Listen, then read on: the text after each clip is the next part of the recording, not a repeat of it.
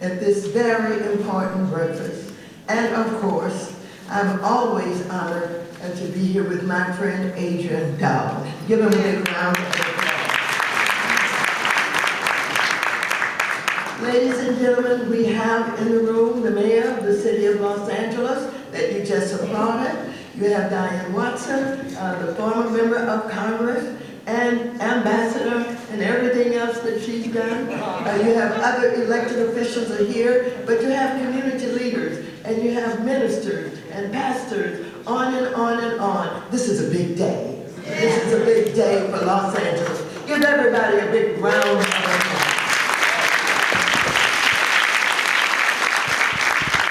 Now, I want you to know, when America's greatest civil rights lawyer is in the room, I want you to understand that he is doing some terrific fights for us.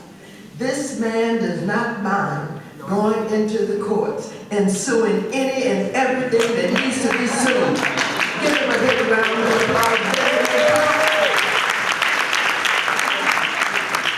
And I know that you've got a lot of other lawsuits pending that you will be exercising very soon. Amen. So ladies and gentlemen, here we are. This is President's Day, and it is Black History Month. But I'm not here to honor George Washington or any other president. I'm here to honor our king, Dr. Martin Luther King, Jr.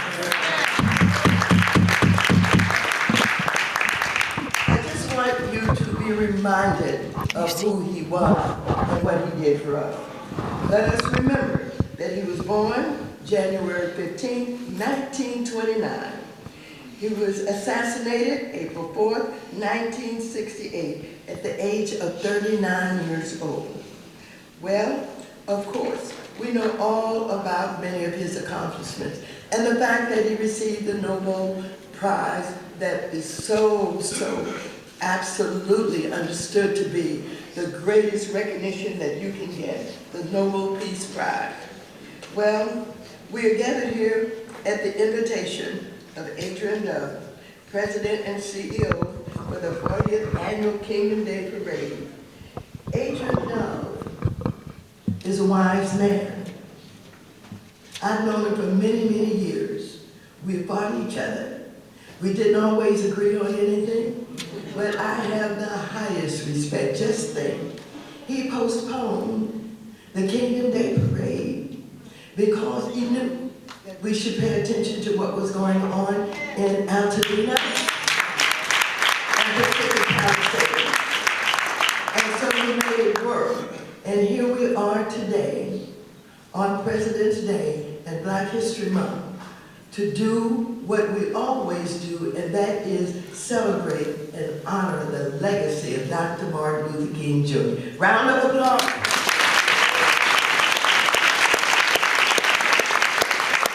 I want us to think about his family. I want us to think about his wife. I want us to think about his children. You know, his wife was a civil rights leader in her own right. And she is the one that made sure there is a national holiday for Dr. Martin Luther King Jr. And I want you to know that right here in our own community, she was joined by wonderful Stevie Wonder, who made it all happen. Come on, let's applaud.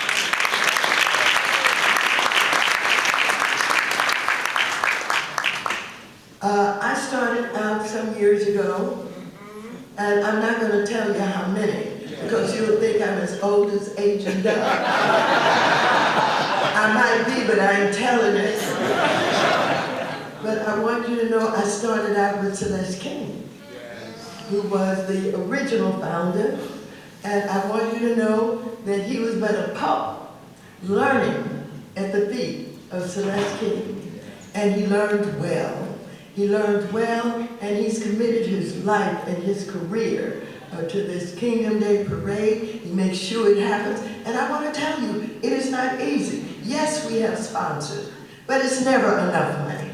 Yes, we have those who come at Dr. Martin Luther King's annual celebration and all of that. But I want you to know there's a lot more that can be done. Now, I'm not going to talk about all the sponsors today because some of them I don't get along with so well. But I want you to know that I serve as the chair of the Financial Services Committee. I know all of Wall Street, I know every bank, I know how financial systems work.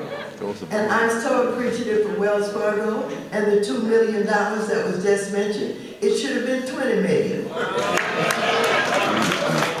Oh, they're getting a little nervous right now. But that's okay, because they made a commitment to Altadena. And we know those are legacy homes up there. Amen. We have second and third generation, young people, middle-aged people living in those homes. They've got to be rebuilt. But they can't be rebuilt unless we have significant help from the bank. I want a reduction in down payments. 20% is too much. I want to make sure that people of color are not being charged more interest rates than whites who get these loans. I'm not just saying everybody, I'm not just saying anybody, but I'm saying all those.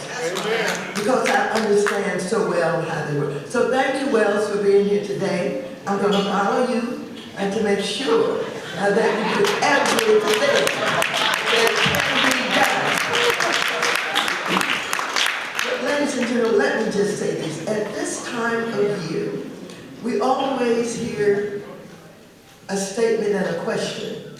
And people are saying, oh my God, look what's happening to us. What would Dr. Martin Luther King say about this? Well, we all speculate about what he might say, but I know one thing for sure. He would not be a coward. He would not hide. He would not fail to stand up for what is right. We have just experienced an election in November. Ooh. And it was someone who had been president before. Lost to Biden, but had the opportunity to come back and to run an election and to win. You know, when that song was played earlier about America, that was Ray Charles. And he was talking about how wonderful this country is. But I want you to know, we love this country also. We've had to make it a better place. We have fought racism and discrimination, and we're not about to let Trump and Elon Musk and anybody else undermine us, take away our opportunity, and turn this country into a place of the billionaires of the world. We cannot do that. And I want to tell you, now I started on Trump in his first election. And I don't like to say it, but I told you so. I knew he was going to be divisive. I knew that he was going to be harmful. I knew that he was all about himself. And I knew that given the opportunity, he was going to focus on people of color. Adrian, I want you to know, when he rolled out to talk about diversity, equity, and inclusion, he charged the people of color in the American Airlines plane somehow that they were the cause of it, and he started his campaign right there to let you know that that was the highest item on his agenda, that he was going to go after diversity, equity, and inclusion. Now, I want you to know that hit me right in the stomach. I created the first Diversity, Equity, and Inclusion Subcommittee of the Congress of the United States of America. I want you to know, serving on financial services, I understand how finance works.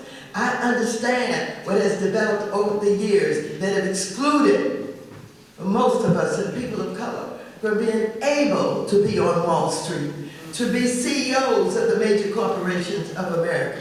And guess what? Trump is in our face. Not only did he have inauguration, where of course he always claims there's more people attending than not, and was he glad the weather was bad, because he knew that he wouldn't have the numbers that Obama had. But let me just tell you this.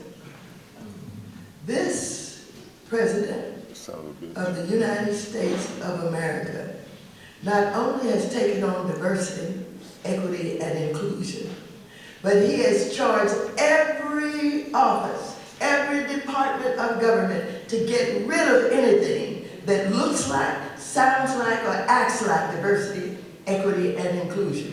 And they had the audacity to tell some people to get out by 5 o'clock. Some they're telling to get out of their offices by 3 o'clock. Well, you know what that sounds like to me? It sounds like what we were told by these sundown towns. Wow. When they told us, get out of here at 5 o'clock. Ministers in the room, please forgive me, but I ain't taking this shit.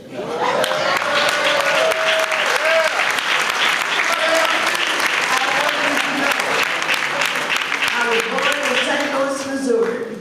I had 12 brothers and sisters. We were poor. We were on welfare most of the time. I want you to know my mom worked in white people's houses, cleaning when she had an opportunity to, in between the babies, etc. I want you to know that I had teachers, happened to be all black for the most part, in the James Weldon Johnson School, elementary school that I went to. And I want you to know that they taught us that we were somebody, no matter how poor we were. They taught us that we have a voice. They came to our homes. They embraced us. And they helped us to keep moving and to do what the talents that we have would allow us to do. And so, when I'm confronted with somebody like Trump and Elon Musk, I know what they're up to. And I'm going to take a little time to tell you. First of all, Elon Musk is in Hawthorne in my district. I'm going to go see him with 400 or 500 people. I want you to know he's running rampant throughout the government. Commenter and I were over at the Treasury Department after he had raided it and taken all of our private information. And the Treasury Department is that place where all of the payments that government makes goes through. I don't care what it is, whether it is a nonprofit, whether it's housing, whatever, it all goes through the Treasury Department. He has a database now, and as far as I'm concerned, he's going to monetize it because he has a database that's very, very huge and very important. But now he's in every department. As a matter of fact, he's running wild. He just went into the energy department and kicked out some very special people and made such a big mistake, he's trying to call them back. Guess what? They were in charge of the nuclear program in this country. They're the ones who kept us safe. They're the ones who monitored. They're the ones who were focused on nuclear. And he kicked them out, and of course he learned whom they are, and now they're trying to get them back, and some of the people said, no, I ain't coming. All right. No, I'm not coming back. But I want you to know that they put out something called Project 2025. They told you what they were going to do. They told you that they were going to close down the Department of Education. Didn't they tell you? Yes. And why they're closing it down? That's all the student loans. That's Title I programs for all of the money that comes into the schools of low-income communities. Most of all of Los Angeles and South LA, and whether you're talking about New York or where you're talking about St. Louis, all of that Title I money is directed for these young people so that they can get an education. But I'm convinced they don't want us to continue to be educated. I'm convinced when you look at Florida and they're banning books and they're saying you won't teach slavery, on and on and on. We were doing too well as we keep to progress. But now, no matter what we've done, there's a huge wealth gap that may never be closed. But we've got to fight to try and do it because we love this country, we are part of this country, we've had to make it a better country, and we deserve the wealth that others have that we're not been able to achieve because we've been cut out of the opportunity. We've been denied the opportunity. And so, I want you to know that the President of the United States is issuing these orders every day. I have the whole book of them all right here. I don't have them all, it's only 49 of them in this book. But it's from everything from education to public housing, everything. And I want you to know this. We went over to the Department of Education early in the morning, it's cold as hell in Washington. We went, about 20 of us. And we said we came because we want to know about this woman that you put in charge of education that doesn't know a darn thing about education. We want to know why you did that. Of course, they were expecting us, and they stood, as you saw it on television, you saw the security guard stand in front of the door. Now, if I'd been a little young, I would have knocked him out. However, the muscles don't continue to work the same way they did when you're younger, because I was an athlete now. But we stood there and we engaged him. We said to him, "Who are you? Give me your ID." I asked him for it 3 times. The 4th time I asked for it, he showed it every time, but I kept asking him for it every time he put it back in his pocket. And he said finally, "Well, I showed it to you already." I said, "Well, show it to me again. I want to see whom you are. I'm here fighting for you to have a job. I'm here fighting for your children to have an education. Get on back and let us in." Of course, he did not do it, but we got to show up. We got to be there. We've got to be at Treasury. We've got to be at education. We've got to be everywhere that we can. The Consumer Financial Protection Bureau, we were there. And at the Consumer Financial Protection Bureau, which we created under the Dodd-Frank reforms, we made sure that you had some place to tell people you were being ripped off and call government. So I see Adrian is here. He's afraid I'm going to tell you some more, and I will if I could. But here's the final word. The final word is this. Our democracy is under attack. We will lose our democracy if Trump and the billionaires that you saw at his inauguration own this country. And I'm talking about these giant stores that we participate and spend our money in every day. You've got to show up. You've got to fight. You've got to understand that if we're to save the democracy, that the only way it's going to happen after they try to run over the courts is the people are going to have to be in the street. Are you willing? Yeah. I did not hear you. Yeah. Are you willing? All right, so all of you who say you got my back, I want you to be with me when I show up and I call on you to stand with me. If you can't do it, don't say you got my back, because you don't have my back.